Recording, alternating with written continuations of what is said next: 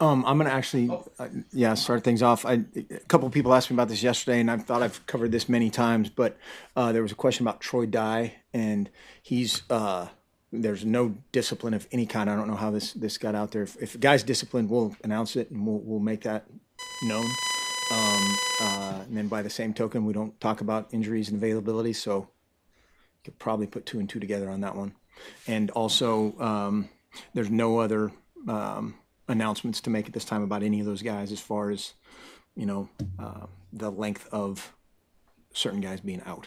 So, Mark, do you find it difficult to coach against a friend? Have the handshakes the last couple of years been bittersweet, or you and Chris just it's a normal game for you guys? I think when you're in this long enough, that happens. There's guys that pretty much on every staff to some degree. Some longer than others, some you like more than others. But no, I mean that's we're not preparing. If we were playing, if it was me versus him, we'd that'd be a different story. Coach, everyone said after the game, everyone involved said after the game that Dakota was still the quarterback. Has that changed at all? Is he still the guy, or is there competition going on, or what's the situation there? Yeah, I mean, there's everywhere across the board. There's competition, and there's naturally, this got brought up yesterday too. Naturally, that position gets a lot of blame and a lot of credit when neither is warranted. And we're making adjustments everywhere. So you guys said after the game though that he's still the quarterback. Is that still the statement today? Yeah, I mean, we're still competing. Coach, if you go back to the recruitment of Brendan Schooler, what did you guys see in him that made you guys give him an offer?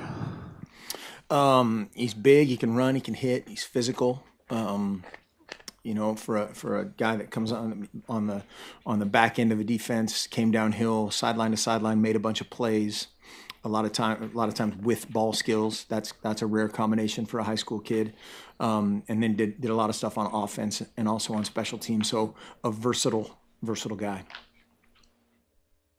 Seems like this year's Washington team is maybe more explosive offensively. Is that simply just the return of John Ross from his injury, or are there other guys that have aided in that explosiveness? Well, yeah, I mean, I think the biggest difference that they would probably say is, his health. He's a guy that, everybody recruited for a reason, and you see it. I mean, he's a fantastic player, phenomenal special teams player, both as a returner, pressure guy, and some of the punt stuff they do.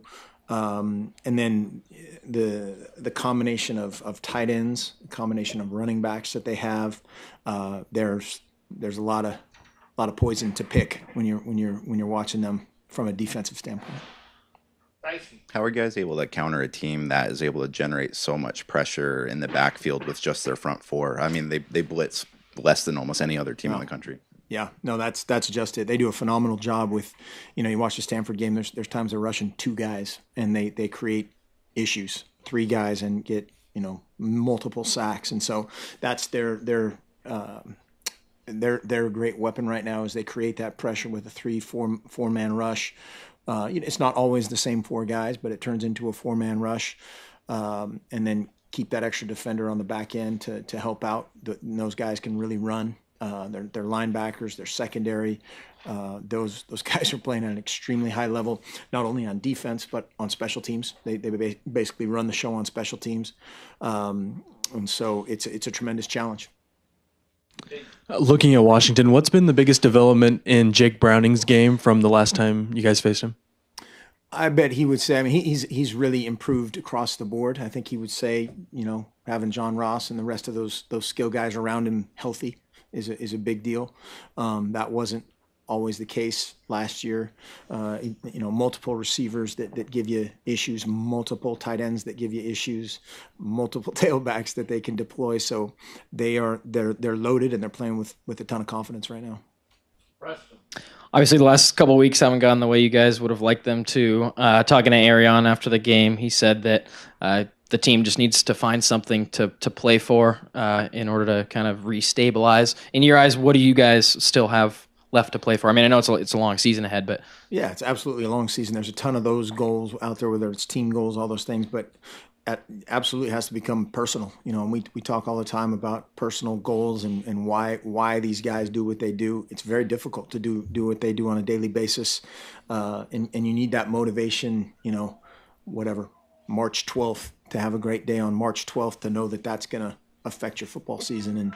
And guys are learning the very hard way, slap you in the face way of a lot of these things right now. But yeah, it has to be a personal thing. Absolutely. TJ Daniels shifted into the D tackle spot a couple games now. How has his development gone, and is that maybe a permanent move for you? Is it shown enough? Probably, just depending. There's been some guys in and out there, availability wise, but and TJ's a guy that we just keep waiting to really come through and break through. But he's done some good things his last couple games, and hopefully that will continue. Mark, for weeks, you've said that you've had great weeks of practice. You've in the week with a spirited practice. Why hasn't that translated maybe into the game? Have you been able to diagnose it? I know that's a broad question, but yeah, that's the psychologist hat that you're always kind of working with. Of I think sometimes, and particularly maybe in the Washington State game, we had several, multiple guys that you're kind of hoping something good happens or hoping something bad doesn't happen. And that's not what you want. You want to focus on your job and attack it, and carrying that confidence through and seeing it matter in a game situation. Again, for a defensive guy that hasn't had a ton of success and then get gashed, on a drive or something, something that cloud of doubt continues. And so that's as big a part of any right now, is believing in what they're doing, coaching them to be in position, to be sound, to play their tails off, and then see it happen. Coach, Chris Peterson up in Washington said he wasn't going to talk specifically about Oregon. Are you guys specifically talking about Washington? Or I know Coach Greatwood was pretty adamant in saying, the streak wasn't going to end. Is that something that you keep a nameless, faceless opponent, or is it something you use as a little bit of extra give this week?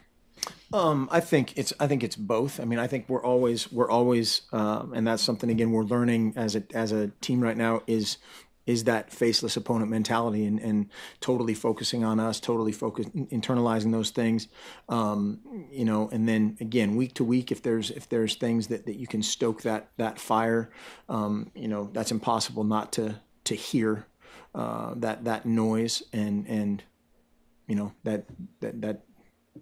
that will never change. And I know you said not talking much about Johnny, but I think it's fair to say he's probably not playing this Saturday. Who's the next guy that's next up, as you guys say, in that position for you? Yeah, it's it's a competitive situation. Obviously, that getting that, whoever that next guy is, Daquan, AJ, Danny, Jimmy. I'm going to forget somebody here. Keith Sims. The linebacker. That rotation is ongoing. How do you manage either the stress or emotions of when you guys are doing things right? You can do nothing wrong, whereas now you lose a couple of games and people are calling, or fans are calling for wholesale changes throughout the whole program and everything. Mm-hmm. How does that kind of affect you guys emotionally, and how do you guys handle that? Yeah, I mean, a lot of it is the same, in terms of how you manage the guy, how guys react, because there's just a higher percentage of people, when things are great, they relax, or when things are not great, they start pointing fingers, or there's something there. So I think that there, it's obviously a different result, and there's a little vibe that's different, but you're managing that. You have a little different conversation at home with your kids and what people are saying about you, and managing that. But unfortunately, that's the reality we live in. Anything else? Everybody's happy. Thanks.